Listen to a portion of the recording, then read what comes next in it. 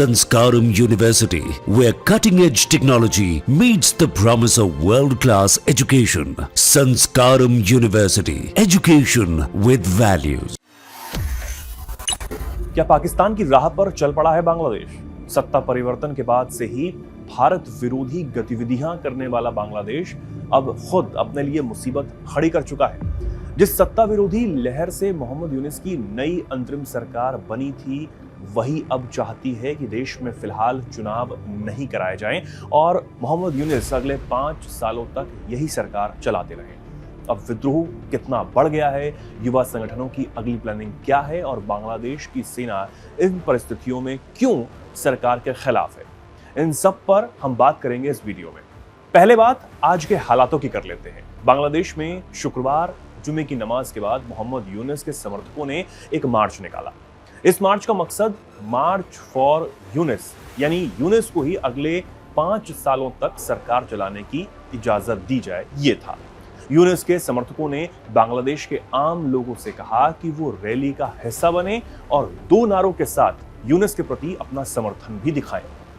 2 तरह की मांग इस मार्च में उठाई जा रही। यूनिस को अगले 5 सालों तक सत्ता में रहने दो और सुधार पहले चुनाव बाद में, यानी यूनिस और उनके समर्थक अभी देश में कोई भी चुनाव नहीं चाहते, जबकि बांग्लादेश की सेना इस बात से बेहद नाराज है। यूनिस ने तमाम बड़े फैसलों में विचार के लिए सेना को शामिल नहीं किया है।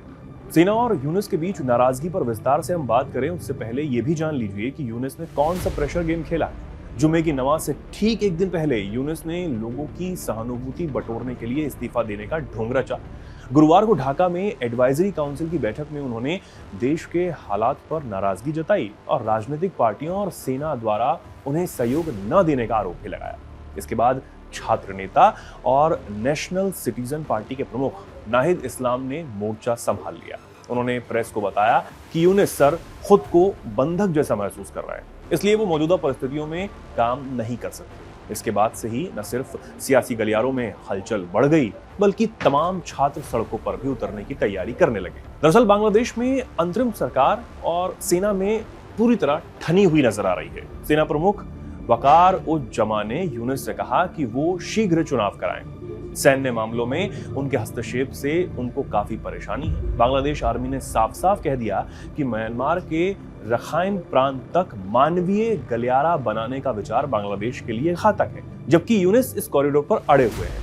इकोनॉमिक टाइम्स की एक रिपोर्ट कहती है कि सेना और अंतरिम सरकार के बीच मतभेद सिर्फ गलियारे को लेकर नहीं, बल्कि देश में कानून व्यवस्था के हालात और चुनाव की समय सीमा को लेकर भी बने हैं। आर्मी चीफ ने इस बात पर नाराजगी जाहिर की है कि सेना को अंधेरे में रखकर बड़े-बड़े फैसले लिए जा रहे हैं, जबकि अधिकार निर्वाचित सरकार का ही है। आर्मी चीफ ने साफ कर दिया है कि दिसंबर महीने में बांग्लादेश में चुनाव होने चाहिए ताकि निर्वाचित सरकार कामकाज संभाल सके।